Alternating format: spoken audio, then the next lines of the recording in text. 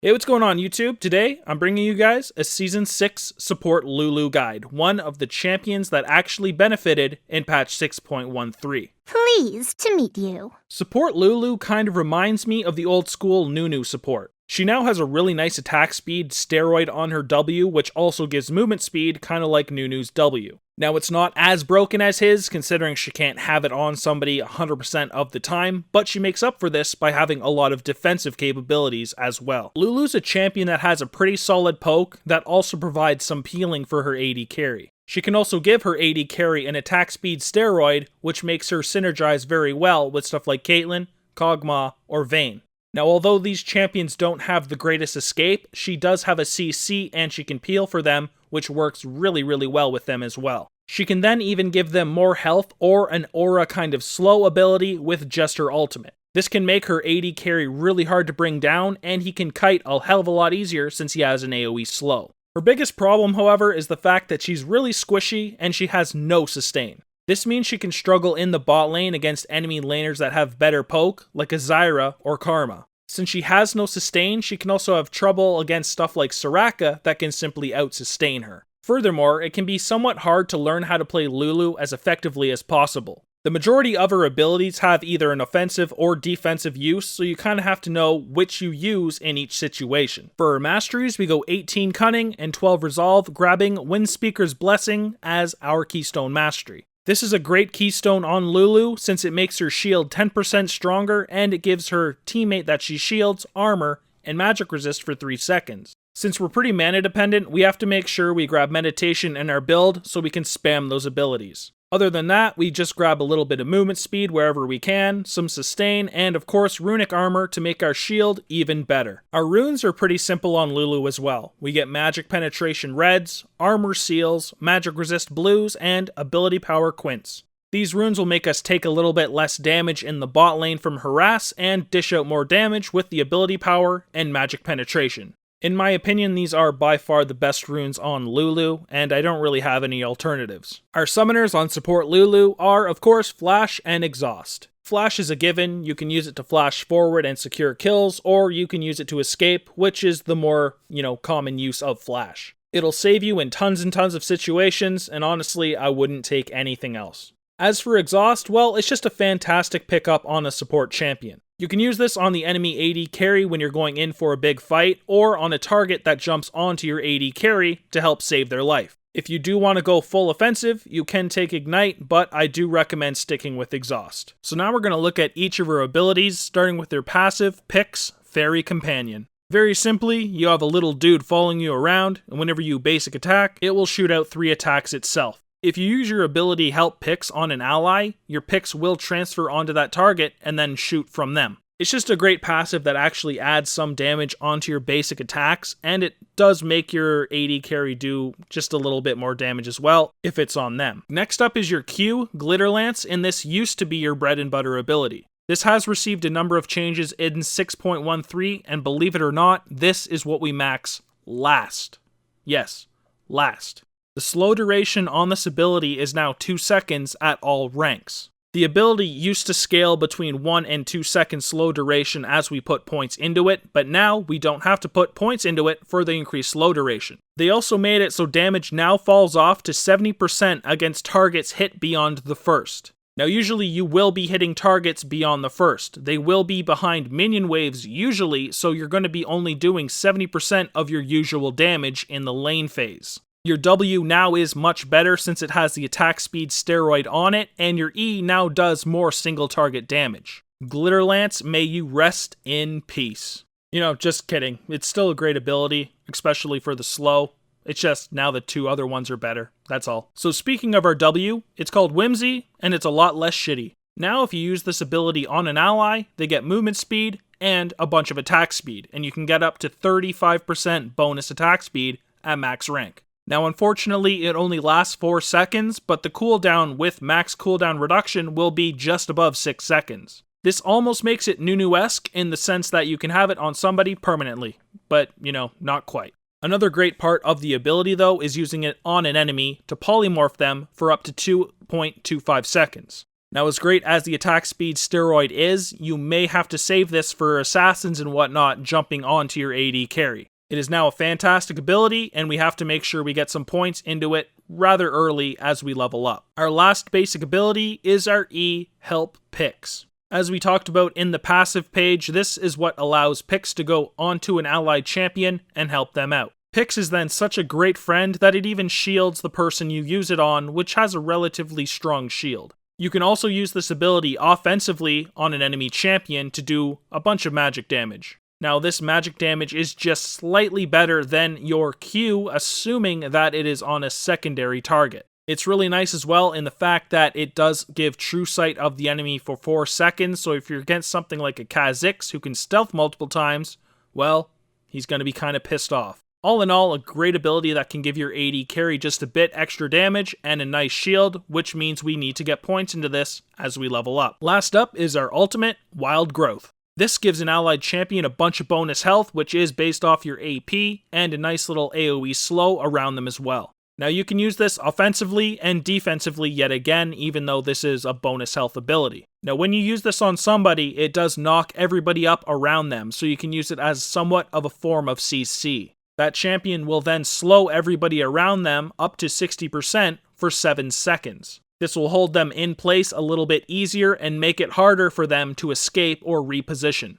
Now the most common use of the ability is to save your AD carry. Generally, if something gets on top of it, you'll want to polymorph them first, but if he starts taking a bunch of damage from multiple champions, give him Wild Growth, and then he'll be hard as fuck to bring down. Just a fantastic ultimate that has multiple uses. So for the ability order, we of course max our ultimate first. Now the thing that differs from most champions is you don't really have one that you want to dump all the points in as soon as possible. From what I've seen from a bunch of top-end players and trying Lulu myself is that you usually want to alternate between your E and W. Both are great abilities and you need points in both. Now, although Q was the general ability you would dump stuff into, just a few days ago even, it's no longer as good. E and W offer your AD carry a hell of a lot more than your Q ever could, so get those points. Now that we get max duration slow from the Q at level 1, we only need the 1 point in it early on at level 3. So now, what to do in the lane phase? First obvious one that for some reason some people can't do is to keep your damn lane warded.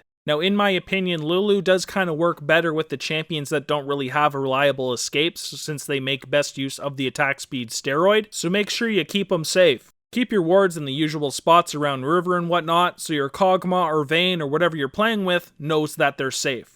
Make sure you're also getting pink wards. You now get experience for destroying wards, so with both pinks and sweeping lenses, you can actually get more XP than the enemy bot laner and have an advantage. Knowing when to use your Whimsy defensively and offensively is another important part of lane phase. Now generally you will want to use this on your AD carry for the attack speed steroid, but if you're having something like a Leona jump onto your AD carry, make sure you polymorph her before she stuns your AD carry. If something like Leona or many of the other champions that provide CC out there actually get their combos off on your AD carry, you're probably going to lose that trade. That's pretty safe to say. If you then have the opportunity to roam, because your AD carry has had a good early game, then do so, but generally you may have to stick with your AD carry. It kind of depends on which one you're playing with. Lulu does have nice movement speed, so generally you will want to roam up to mid lane every now and again and try to get a gank off. As for team fighting, well, like we talked about on our R page, you need to know how to use your ultimate properly. Now this really depends on the enemy team comp you're playing against. If you know there's assassins that are going to get onto your AD carry, generally you're going to have to save it for him. However, if you do have something like a Maokai on your team and their team is relatively immobile, you may as well pop up Maokai if you have the opportunity to get a pop-up on many targets. This will CC them for a short duration, you can then give your AD carry an attack speed steroid and he can go to fucking town. So now how to use your Whimsy in a team fight. Now, of course, yet again, generally you will want to try to get Whimsy onto your AD carry for the attack speed steroid, especially if it's a Kog'Maw like in this video, but you may not always be able to do that. Yet again, a lot of the AD carries are very immobile that you're probably going to play with, so make sure that you can actually save them. You are a support after all. If there's something like a Zed or Talon in the game, you'll want to save your Whimsy for when they get onto your Kog'Maw, because they're going to do it. Now, there also may be situations where you want to actually CC the enemy AD carry because they're a lot stronger than yours. If an enemy Vayne or something similar is very fed, you should be polymorphing that target so your team can deal with them. The Vayne or whatever it may be then of course won't be able to go into stealth and your team can quickly dispose of her and move on. Now, I've talked about the Synergies a couple times already, but I'm going to reiterate it just in case somebody is skipping through the guide so they know what works great with Lulu. So generally, it's going to be AD carries that make great use of the attack speed steroid and need a lot of peeling. So such champions as you can see are Caitlyn, Kog'Maw, and Vayne. All three of these champions are very auto-attack heavy, they're not like a Corki or anything like that, and they really make great use of increased attack speed. Think back to when Nunu was one of the strongest support champions and why he worked so good with stuff like Caitlyn and Vayne.